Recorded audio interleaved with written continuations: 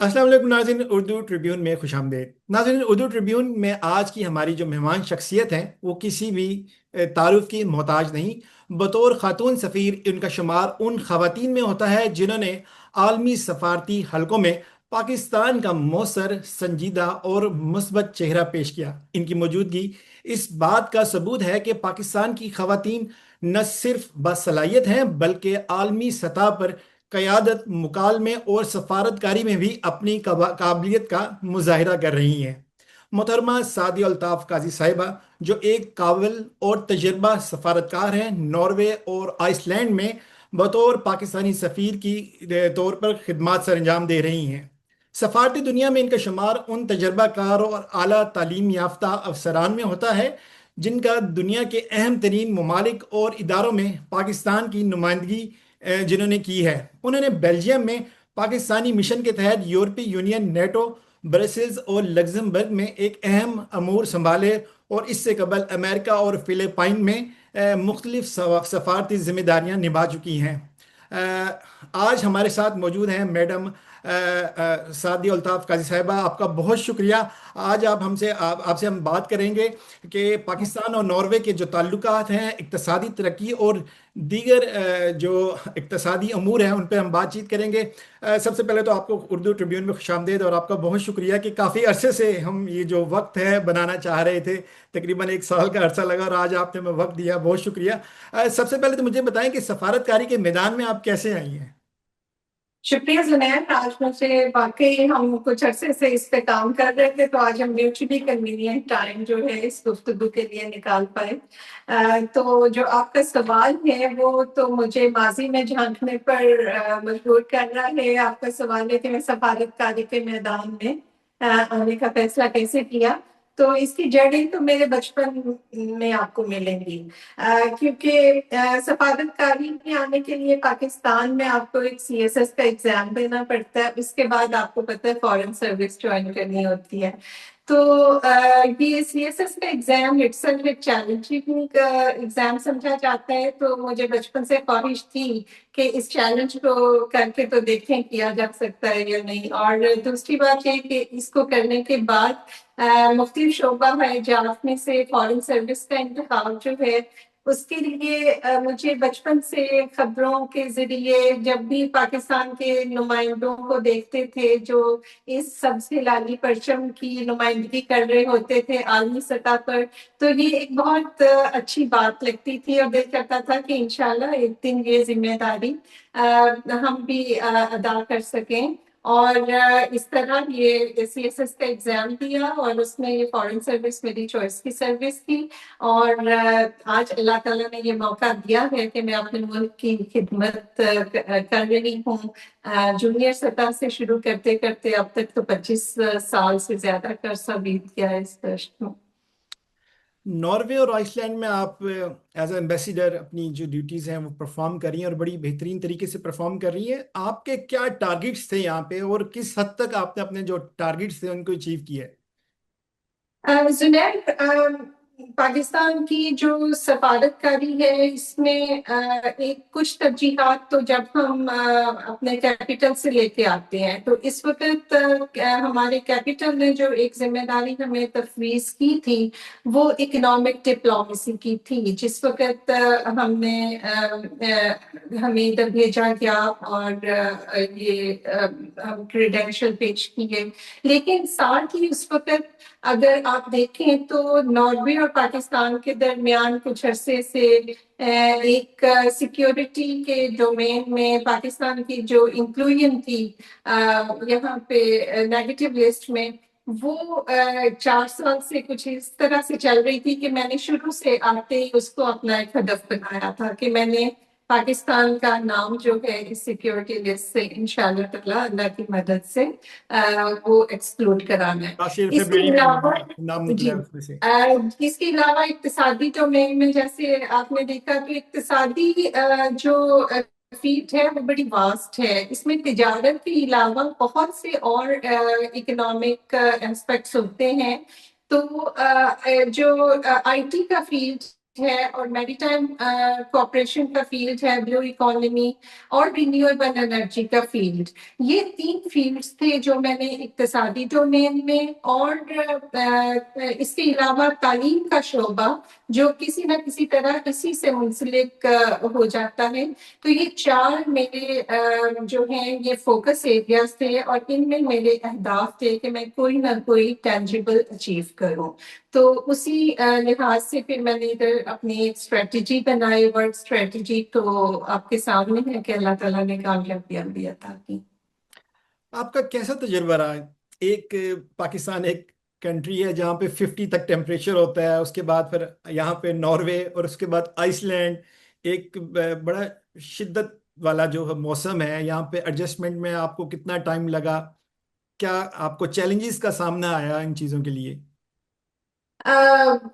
جی، اس میں یہ بڑا انٹرسٹنگ بات ہے کہ یہاں کی جو موسم کی شدت ہے، اور جو یہاں کے بارے میں ایک اسٹیریوٹائپ مشہور ہے کہ 6 مہینے دن 6 مہینے رات. اور میرا ناروے کا پہلے تجربہ نہیں تھا، اگرچہ آپ کو سروس کے دوران مختلف جگہوں پہ جانے کا اتفاق رہتا ہے، اور آپ پوسٹنگ سے پہلے بھی کئی جگہوں پہ گئے ہوتے ہیں، تو ایک فیملیئرٹی ہوتی ہے. ناروے کا میں نے جو ہے پہلے اتفاق نہیں تھا، تو ادھر آنے سے پہلے مجھے بہت ڈرایا کیا کہ بہت سردی ہوگی اور ایسے آپ کو اندھیرا ہی ملے گا. لیکن اب کی تو بار تو پتہ لگ گیا کہ گرمی بھی یہ بہت ہوتی ہے. اور لوگ بھی ذرا ریزرو ہوں گے، اور ناروے بہت لیکن خوبصورت ہے. تو میں نے ادھر آ کے جو ہے پہلی 3 چیزوں کو تو بالکل غلط پایا.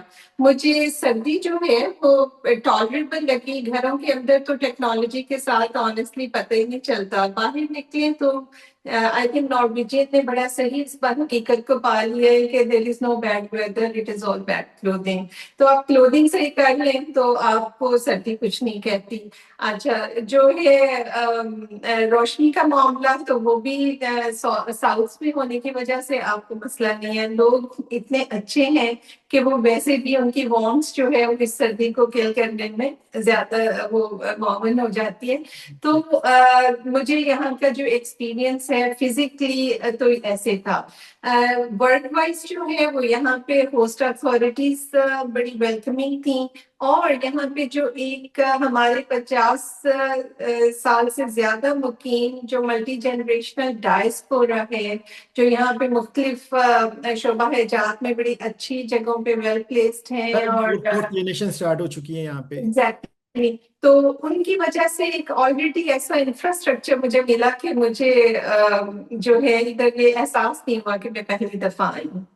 اچھا میڈم، آپ نے جو ٹارگیٹس اپنے یہاں رکھے تھے جن میں آپ نے پاکستان کو اس لسٹ سے نکالا، اس کے بعد ایجوکیشنل اور میری ٹائم والی جو آپ کے ٹارگیٹس تھے، آپ نے ان پہ کافی حد تک آپ نے اچیومنٹ کی.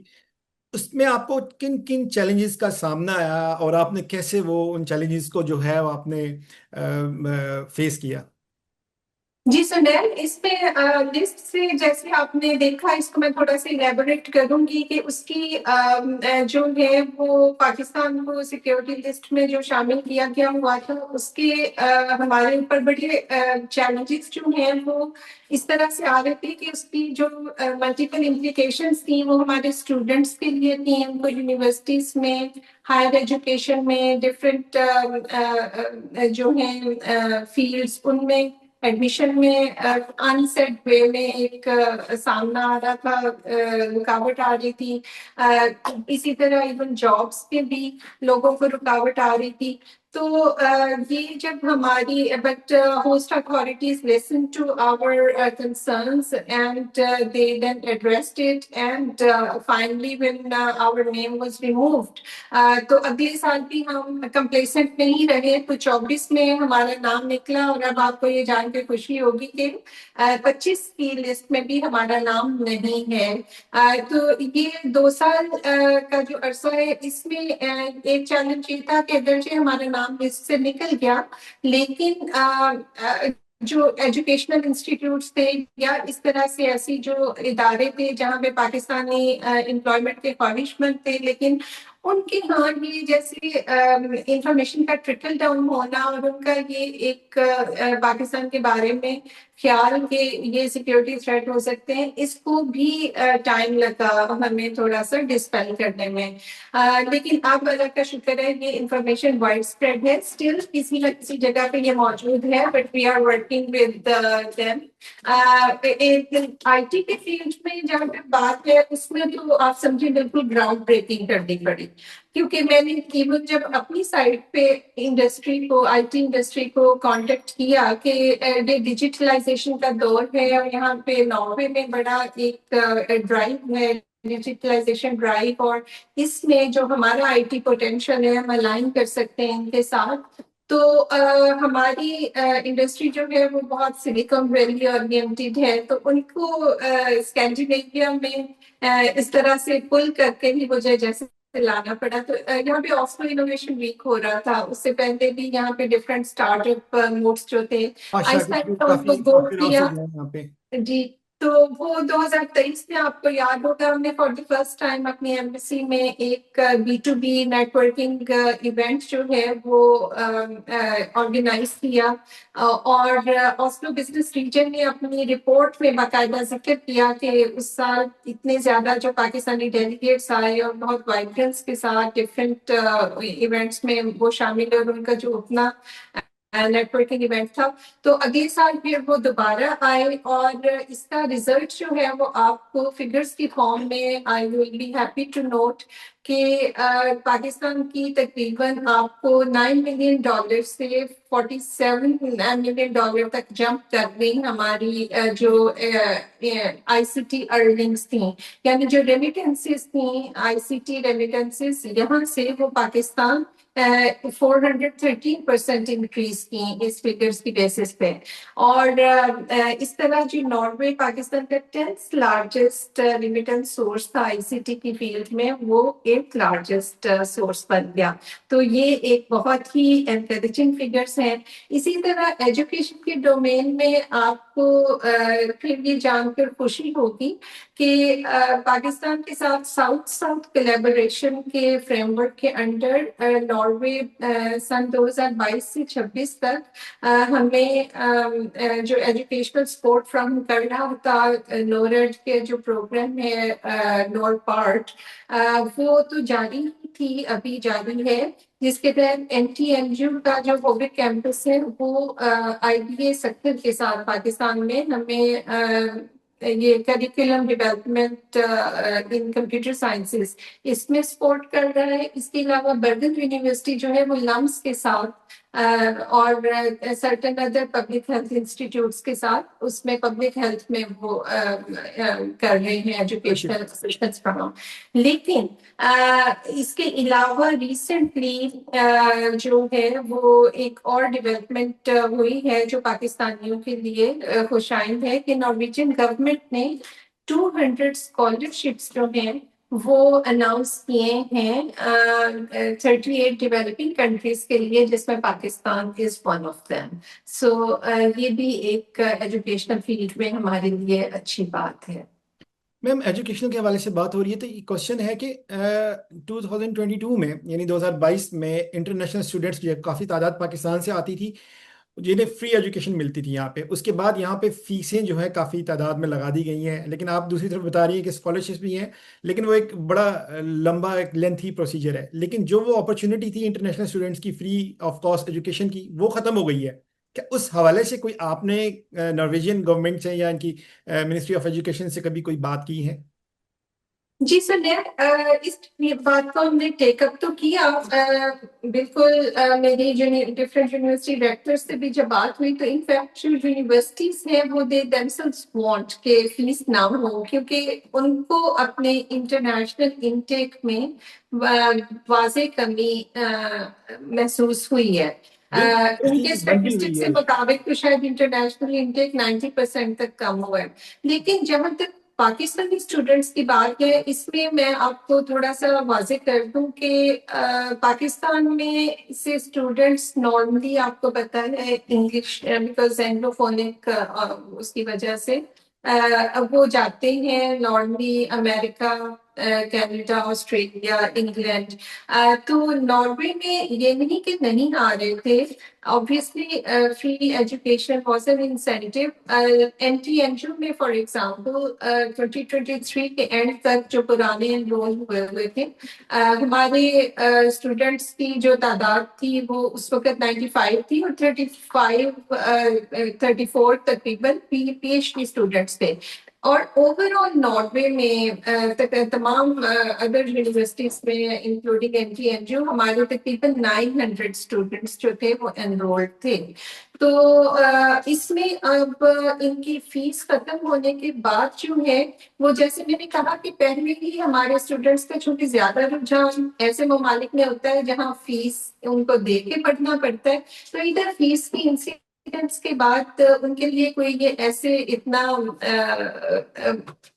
یعنی ایک بالکل نیو فینومینا نہیں تھا فیس دینے کے امر سے. وہ باقی جگہوں پہ تو آشنا ہوتے ہی ہیں، لیکن یہاں پہ جو فیس ہے اس کی چونکہ یونیورسٹیز خود بھی اس بات کے حق میں نہیں تھی، لیکن چونکہ بہرحال یہاں کی گورنمنٹ کا فیصلہ ہے، جو یہاں کی گورنمنٹ کا فیصلہ ہوتا ہے اس کو تو ریسپیکٹ کرنا پڑتا ہے بیکاز جو ان کی انٹرنل پالیسی ہے. And if we can go by it, that's good. If we can't go by it, obviously, then students can look for other destinations. تو اس لیے یہاں پہ ہم جو ہے ایمبیسی آپ کا سوال تھا کہ ہم نے کیا جو ہے ہم نے اپنی ریزرویشنس تو ضرور کنوے کی ہیں، لیکن by end of the day this will be a decision by the Norwegian government. اور اسی کو آف سیٹ کرنے کے لیے انہوں نے اسکالرشپس جو ہیں، میں نے آپ کو بتایا کہ 200 اسکالرشپس جو ہیں وہ ان کا اعلان کیا ہے، تو انہوں نے پاکستان کو اس میں شامل رکھا ہے. تو یہ آپ کے بات کا سوال کا جواب بالکل، ہے. ہمارے جو پاکستانی اسٹوڈینٹس ہیں وہ دیکھ سکتے ہیں نارویجین کی جو ایجوکیشنل کی یونیورسٹیز کی ویب سائٹ ہے، وہاں پہ اسکالرشپس اویلیبل ہوں گی. میڈم اسی حوالے سے ایک ریلیٹڈ ایک کوشچن ہے کہ پاکستانی میں آپ کو انٹرپٹ کر دوں، اگر پاکستانی اسٹوڈینٹس اس پروگرام کے توسط سے دیکھنا چاہیں تو پھر میں ایڈوائز کروں گی کہ نورسٹرپ NORSTRIP نورسٹرپ پروگرام کی ویب سائٹ کو وہ دیکھیں تو ان کو بالکل واضح انفارمیشن ملے گی کہ کن یونیورسٹیز میں انگلش لینگویج میں جو پروگرام ہے اور کون کون سی فیلڈس کے پروگرامس ہیں جن کو وہ اویل کر سکتے ہیں انڈر دس اسکالرشپس کی. اسی سے ریلیٹڈ کوشچن تو بہت سارے ہیں، لیکن اسی سے ریلیٹڈ کوشچنز ہیں کہ پاکستانی اس ٹائم میں جو سب سے زیادہ سکلز ورکر ہیں، جو پڑھی لکھی جو کمیونٹی ہے، وہ ایک بڑی تعداد جو یہاں پہ ہے فارماسسٹ کی ہے. آپ کے علم میں ہوگا کہ میرے خیال میں کہ 70% یہاں پہ جو فارماسسٹ ہیں وہ پاکستان سے ہیں. جی لیکن جی.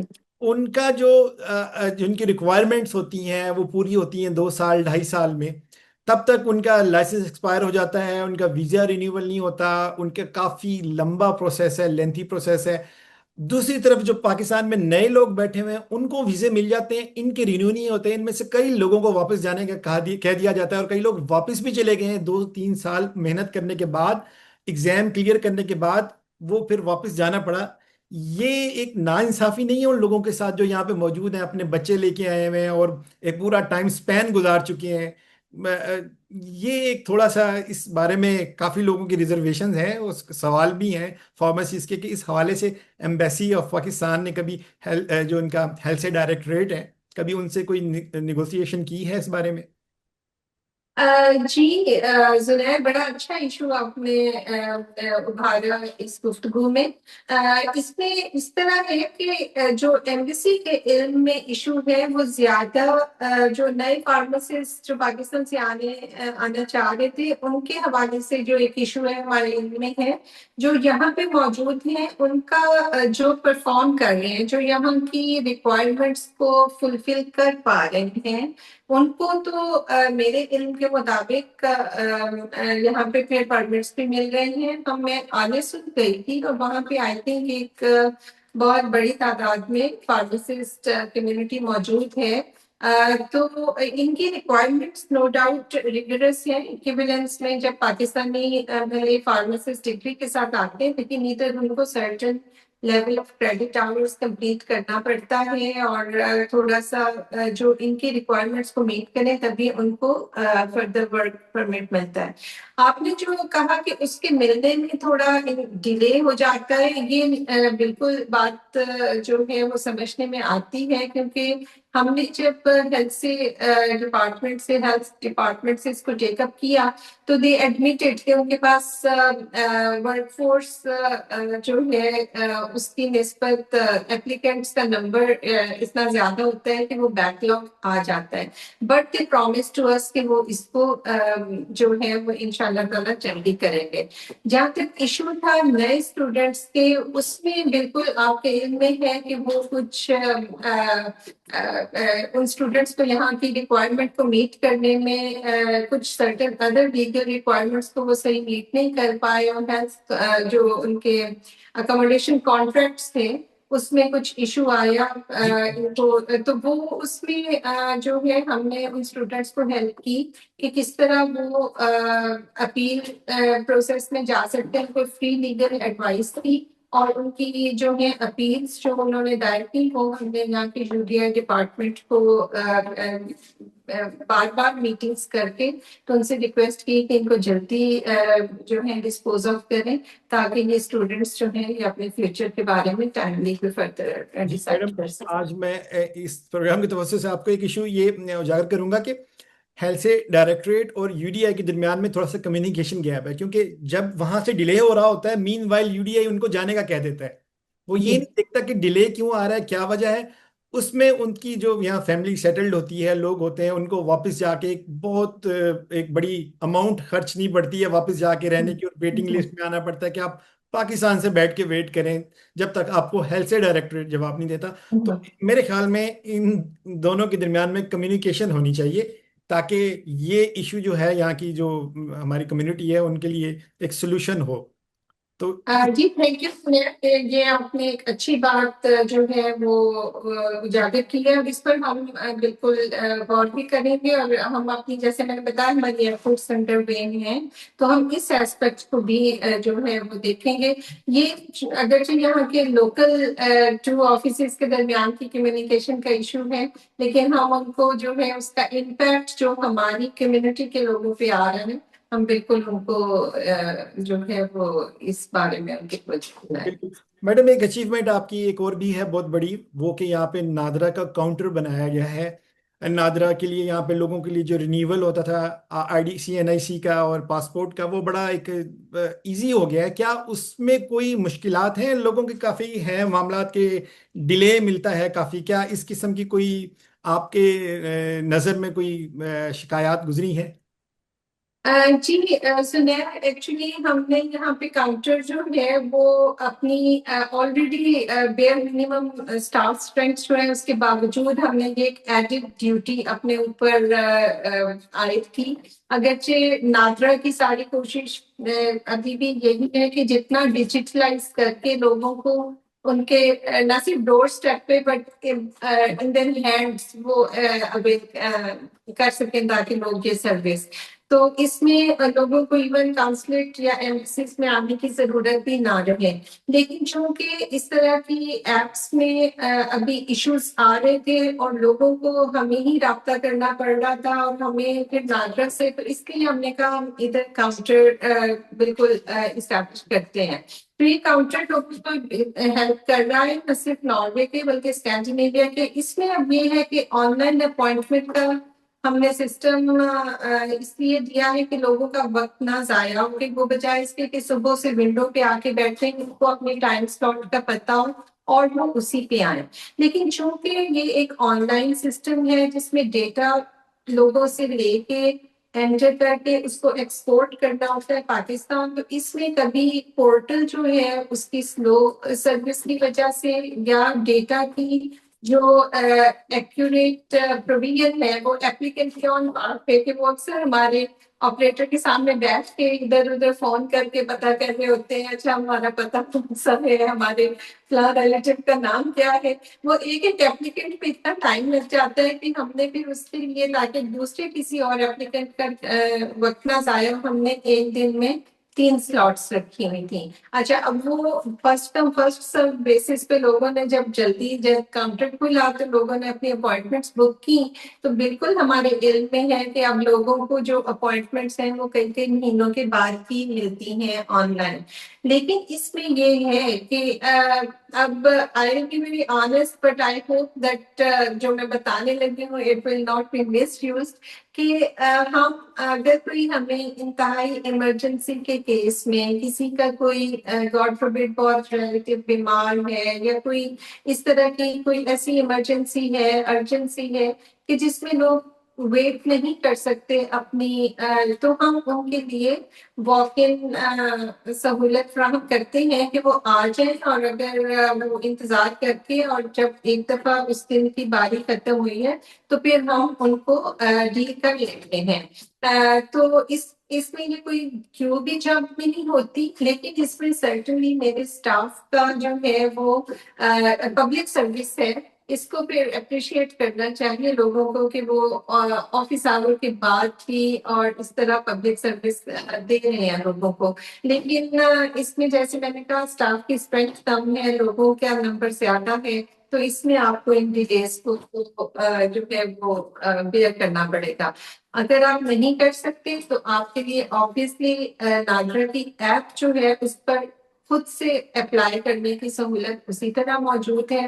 और नागरा की हकीम इम्कान कोशिश है कि ज्यादा से ज्यादा जो है इस सर्विस को यूजर फ्रेंडली बनाए। तो this is my answer to your question. अच्छा मैडम, टाइम हमारे पास कम है, तो एक आखिरी क्वेश्चन आपसे करना चाहूंगा कि पाकिस्तानी कम्युनिटी के बारे में नॉर्वेजियन का गवर्नमेंट का क्या तासुर है, और पाकिस्तानी जो यहाँ कम्युनिटी है वो उनका इमेज बेहतर, हमें अपना बेहतर बनाने के लिए हमें कौन से ऐसे इक़दाम करने होंगे जिससे हम, ऑलरेडी हमारा एक बड़ा अच्छा इमेज है, कि मजीद हमारा जो है इमेज अप हो जाए।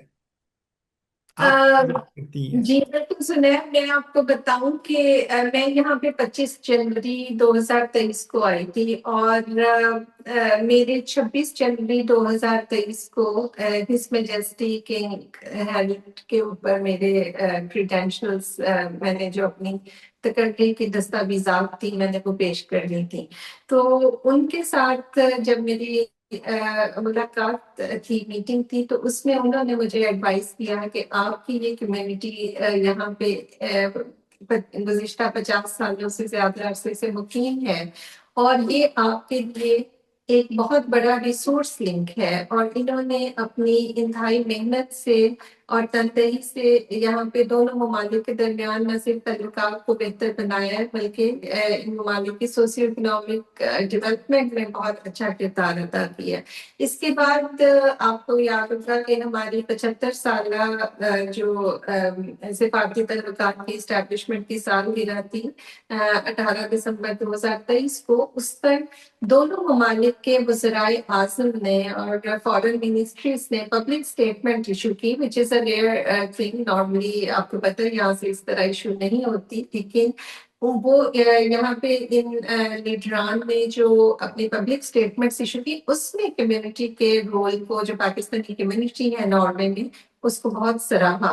तो आज ये कम्युनिटी पॉलिटिकली भी वाइब्रेंट है, और लिबरल आर्ट्स से लेके medicine, engineering, law, consultancy, business, banking, showbiz, news, हर आप देखें हर फील्ड में वो यहाँ पे आगे मेला हैं। होता है पाकिस्तानी माशाल्लाह नाम जी, का, एक बहुत मेरा बड़ा बिल्कुल मेरा फेस्टिवल नाम बन गया है जैसे। नॉर्वेजियन का। जी जी। तो ये जो इनका रोल है वो पाकिस्तान का परचम सफारी खाने के बाहर भी नॉर्वे में बुलंद किए हुए हैं, और इस की एक वैलिडेशन आपको द लोकल अखबार का जो सर्वे था नवंबर 24 का, जिसमें उन्होंने कहा कि जो कम्युनिटी यहाँ पे नॉर्वे में जितनी इमिग्रेंट कम्युनिटीज हैं उन सब में जो लीडरशिप रोल में जो कम्युनिटी है वो पाकिस्तानी है। यहाँ के बच्चे सेकेंड ईयर एजुकेशन में सबसे ज्यादा जो बच्चे हैं वो इस कम्युनिटी के हैं, और तो ये एक बड़ा अच्छा तासुर है हमारी कम्युनिटी का ऑलरेडी। माशाल्लाह ये एक ऐसा मुल्क है, प्लूरलिस्टिक सोसाइटी है, میں سمجھتی ہوں کہ یہ بہت امیگرنٹ فرینڈلی ہیں، کوئی ریسزم کا مجھے نہیں انسیڈنٹ کبھی نظر آیا، اور پاکستانی کمیونٹی کو بھی کسی قسم کی ڈسکریمنیشن کا بھی جو ہے میں نہیں سمجھتی کہ کوئی سامنا بالکل ایسا ہے اب آج کے دور میں۔ تو اس میں اس لیکن امیج کو ہم کمپلیسنٹ نہیں ہو سکتے، ہمیں اس کو فردر سے فردر مطلب امپروو کرنا ہے اور بہتر کرنا ہے۔